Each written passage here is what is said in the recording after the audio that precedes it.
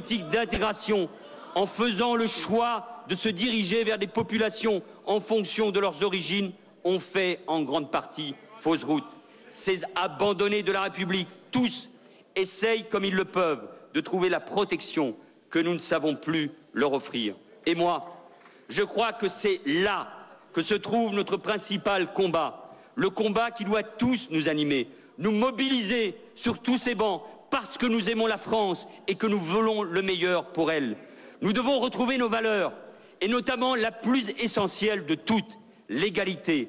Retrouver les valeurs de la République, c'est rendre concrète pour chaque citoyen, peu importe ses origines, sa couleur de peau, son sexe, la promesse républicaine, peu importe aussi qu'il ait ou non une religion. La laïcité, c'est le droit de croire ou de ne pas croire. Et c'est un bien si précieux dans notre République. Alors, arrêtons de stigmatiser les populations en les ramenant constamment à leurs origines, à leur religion. Nous ne pouvons plus tolérer, et je l'ai dit avec gravité, surtout en ce moment-là, ces propos, ces actes, notamment contre l'islam. Bien sûr, l'islam doit s'organiser dans le cadre des valeurs républicaines, mais les musulmans de France sont des citoyens à part entière et la République doit protéger l'ensemble de ses citoyens. C'est cela, une politique de citoyenneté qui mobilise, bien sûr, nos politiques de droit commun, l'école, la santé, l'emploi, la nouvelle géographie de la politique de la ville, les investissements qui seront au rendez-vous pour la rénovation urbaine, mais qui, d'abord, respecte et fait preuve de considération à l'endroit de tous, que l'on soit français depuis peu ou depuis des générations. L'immigration, c'est une chance, une opportunité, un dynamisme pour notre pays. Mais pour réussir, elle doit être organisée, régulée. Nous le devons à tous ces nouveaux arrivants, nous le devons aussi à la France. Pour se construire, une nation a besoin de symboles, notre drapeau, notre hymne national. Elle a besoin d'ordre et de règles, car quand il n'y a ni ordre ni règles, ce sont toujours les plus faibles, les plus modestes, les plus fragiles qui souffrent en premier. Chaque citoyen de la République a les mêmes droits et les mêmes devoirs. Et c'est à nos policiers, à nos gendarmes, à nos juges de travailler ensemble pour les garantir et les faire respecter. Je leur adresse en votre nom notre soutien et notre solidarité. Une politique de citoyenneté, c'est aussi une politique qui réaffirme la valeur du travail, de l'effort, du mérite et qui reconnaît la créativité et l'innovation.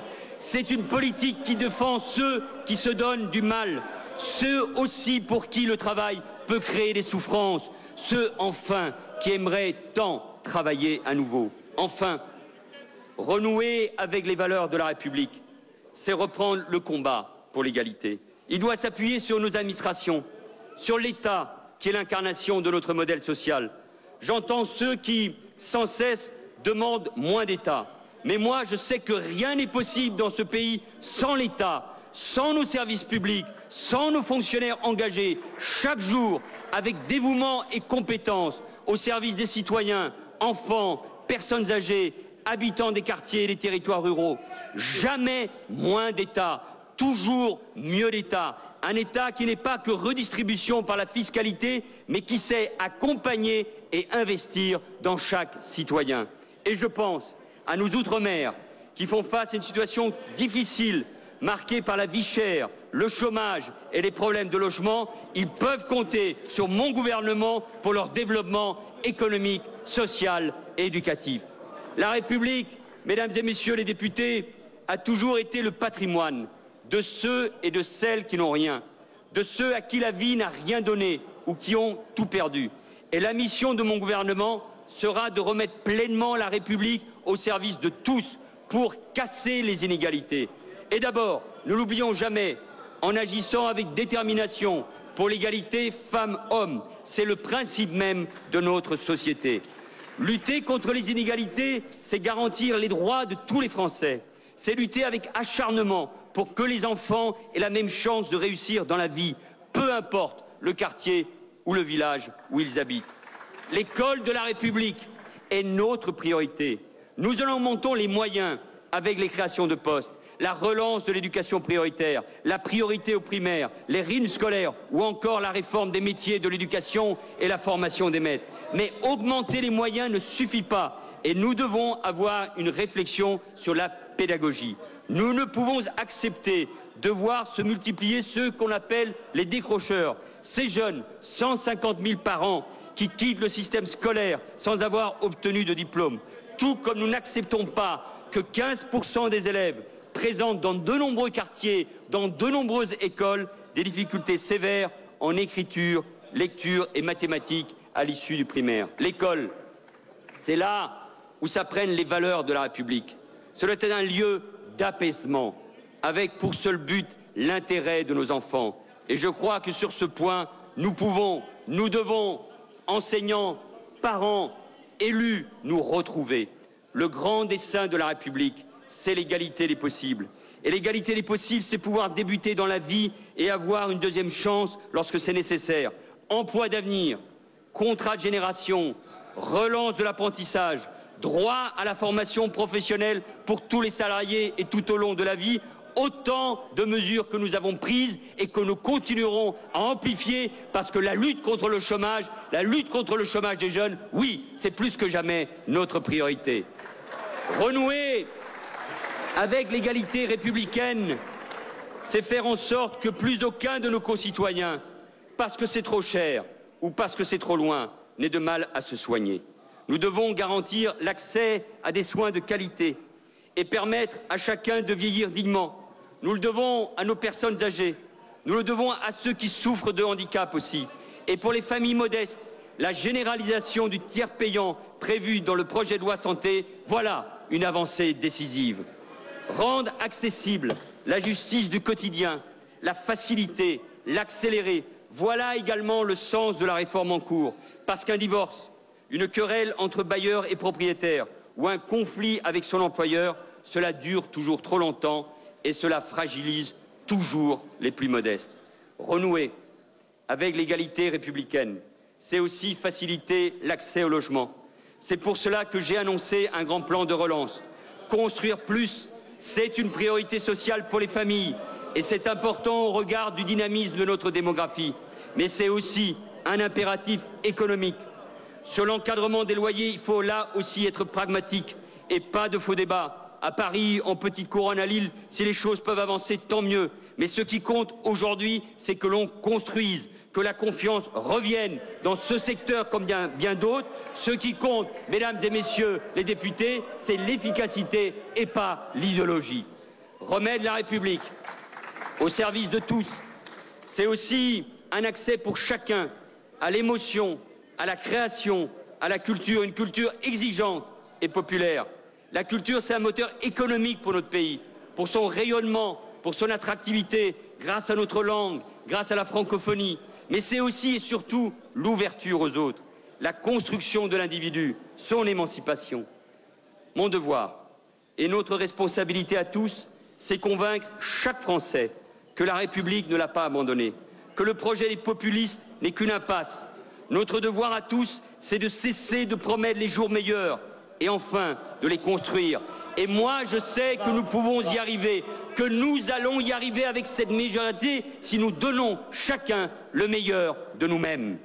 Mesdames et messieurs les députés, je suis Premier ministre depuis 5 mois. Je mesure chaque jour l'ampleur de la tâche qui m'a été confiée par le président de la République et par cette majorité. Aujourd'hui, je sais qu'en m'adressant à vous, je m'adresse à l'ensemble des Français.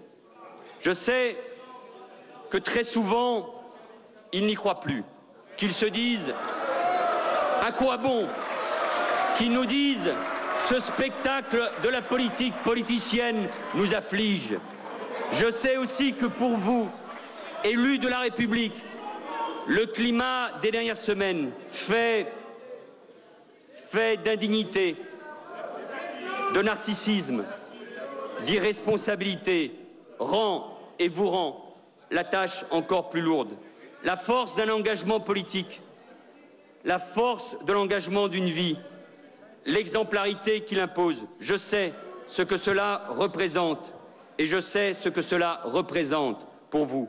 Cette passion que nous avons tous de la France, cette passion de l'engagement, cette passion de servir, c'est ce qui nous fait tenir et c'est ce qui me fait tenir. Et face à la responsabilité qui m'a été confiée, je sais quelle est ma mission. Ma seule mission, c'est d'avancer. Avancer contre vents et marées, guidé par une infinie bienveillance pour les Français, guidé par ma passion de la France et le sens de l'État. Avancer et gouverner, n'en doutez pas un seul instant dans la durée. Notre mission, notre responsabilité, c'est ne pas laisser nos concitoyens, je le disais, tourner le dos à la République. C'est considérer chacun, c'est faire confiance pour précisément redonner confiance. C'est permettre partout, en métropole, dans les Outre-mer ou à l'étranger, à chaque Français, chaque enfant, chaque étudiant, chaque salarié, chaque retraité, de bénéficier concrètement du progrès, cette belle idée du progrès. Notre pays est riche de tous ses talents, de sa jeunesse, mais aussi de tous ses bénévoles engagés dans les associations sportives, culturelles, caritatives, qui font la force de notre tissu social. C'est aussi cela, nous l'oublions trop souvent, la générosité et l'optimisme des Français. Alors, je vous invite à défier les fatalités, les pronostics, les idées reçues qui, à l'étranger ou dans cet hémicycle même, voudraient que notre pays soit incapable de se réformer et de se redresser. La France n'est pas condamnée à être la nation la plus pessimiste pour peu que nous tordions le cou à la mélodie décliniste. J'en ai assez de cette critique permanente de la France et de sa capacité à peser dans le monde.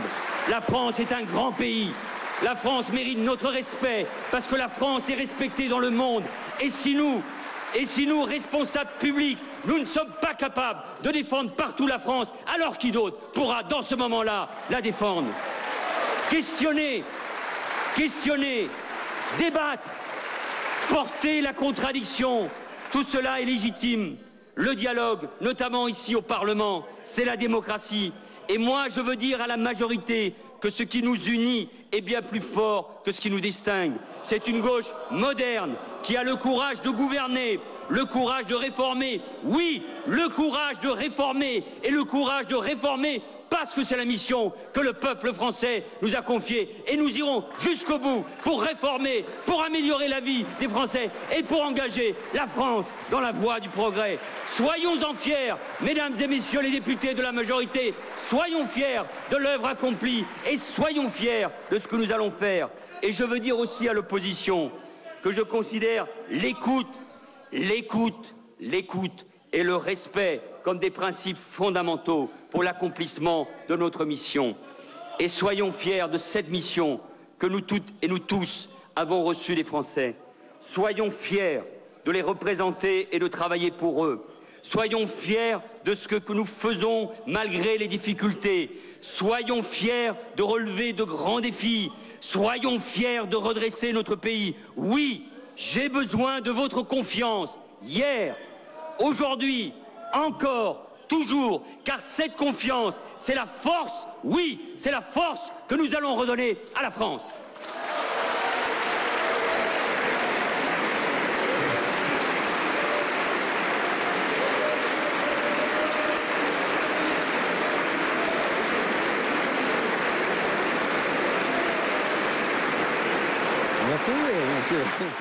Sur le côté, sur le côté.